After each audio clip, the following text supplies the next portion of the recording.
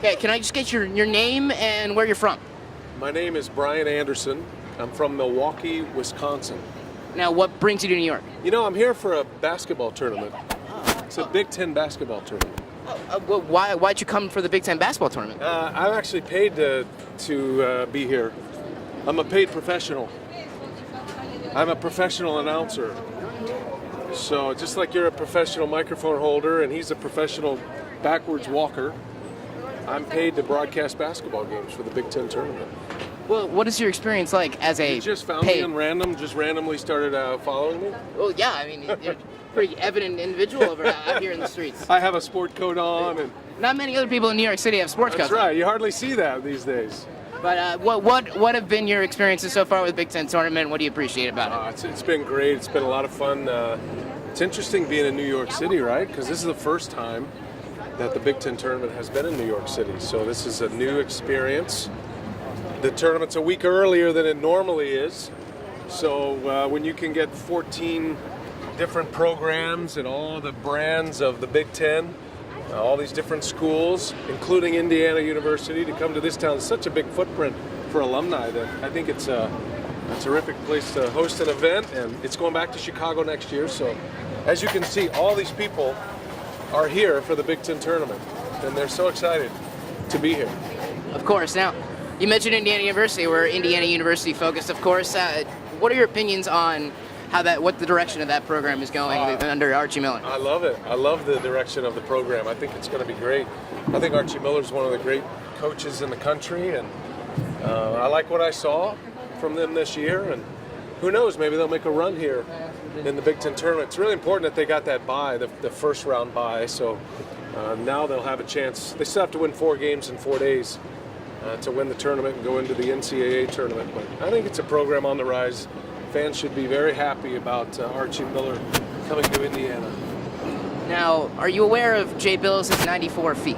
I don't know who Jay Billis is. Oh, okay. So, Sure. what do you think we should call this, whatever this is right I now? know, but you're breathing hard.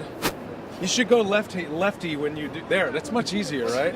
It's just like... It's a lot going on. It's hard. That's like a veteran broadcaster move that I feel like I just imparted on you right now. Wisdom. Your boy... walking backwards, though, is probably the most impressive part of this whole transaction. Because he's only run into a few people, and he almost got beat up a minute ago. He had no idea. But he's doing a great job. He's missing all the curbs and everything. It's a good job, man. You know, I used to be a cameraman. Oh. What made the transition? I was a cameraman. Well, you know what? I got tired of watching all the announcers leave right after the game. And I had to stay there and strike the set and coil up all the cables. So I said, I want to do what those guys do. If those guys can do that, I can do that. So a monkey could do it. Where'd you get your start in broadcasting? Now that I actually got my start in the business of broadcasting as a tech op. So I was a cameraman. I did audio graphics while I was in college. I went to St. Mary's University down in Texas. I was a baseball player down there. And so I worked for the San Antonio Spurs. I was an intern. I got my first real taste of it while there. And then I got a minor league baseball broadcasting job right out of college, which was a huge break for me at the time. I did the San Antonio Missions, AA baseball. So that was my big opportunity, and I was the youngest announcer in AA. I was scared to death, had no idea what I was doing. It took a lot of work to try to become better, and then I did 9 years in the Texas League. I was in the minor leagues for a long time, ended up with the Spurs, and then to the Golf Channel, and then to the Milwaukee Brewers, and then Big Ten Network, and eventually Turner Sports as well. You mentioned 9 years in the minor leagues. How did you kind of keep faith in yourself and keep trusting the process? Well, that's a big part of it, right? You guys are going to learn that pretty soon, but you get knocked down a lot. So I think what separates those who make it in this business or survive enough to actually get paid enough to have meals on the table are those who can deal with the adversity. There's going to be a lot of gut punches along the way, and you have to take advantage of every opportunity. So what I always say is, do your work, be prepared, and that moment may not come for a long time, and it may feel like an exercise in futility because you may not feel like all this work means anything. It's not going to turn into anything, but it will. Everybody gets their chance, and when you get your chance, you have to seize it. You have to be ready, and you need a lot of people that help you. So the most important thing, aside from all the work you're doing is sharpening your accent, becoming a broadcaster, or if you're working behind the scenes, the most important thing you can do is just be a good person and help people out and try to treat people with respect. And that way, hopefully some of that good favor comes your way as well. You mentioned waiting for your moment, eventually getting that moment, how everyone gets it. What do you think have been some of your biggest moments in your career, some of the most memorable times as a broadcaster? Yeah, well, I think, there's a lot, but I had a chance to call play-by-play from my brother, who was a pitcher. He was on my team in San Antonio, so he had been to the big leagues, he'd come back, so I got a chance to call one of his starts. That was very unusual, and I was very nervous about that. The Roy Halladay no-hitter is probably the one that put me on the national map, if you will. That was in 2010. There's been some great Brewers moments, including the 2008 playoff run with CC Sabathia and company, Prince Fielder and Ryan Braun, and then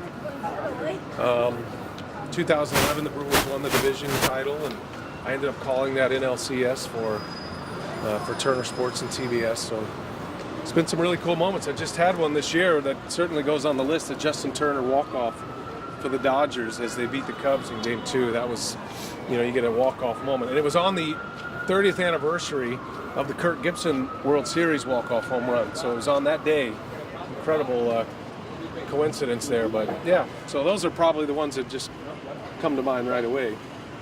Now, as we're walking, do you know where? Also, this particular interview is up there. I'm honored as we almost knock out a few more people on our way past 40th Street. Are we aware of where we're going on this trip? Yes, we are aware. Okay. Or I'm aware. I don't know if you're aware. I have no idea. Yeah, you'll be lost forever. They may not ever see this team. So this will be maybe your last interview. Well, it would be an honor if this is the final one. What goes into your broadcast preparation? What makes you ready for each event? A lot goes into it. Depends on the sport, but baseball's an everyday thing. So you're playing games every day. So your prep is a little different. It's mostly about the starting pitcher. Once you get the series started, basketball.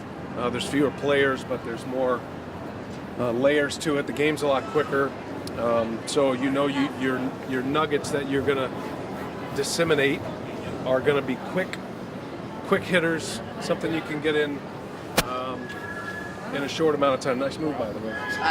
You avoided the screen, went under the screen there, and they hit a 3 on you. I got to get better with the pack line defense. Gosh.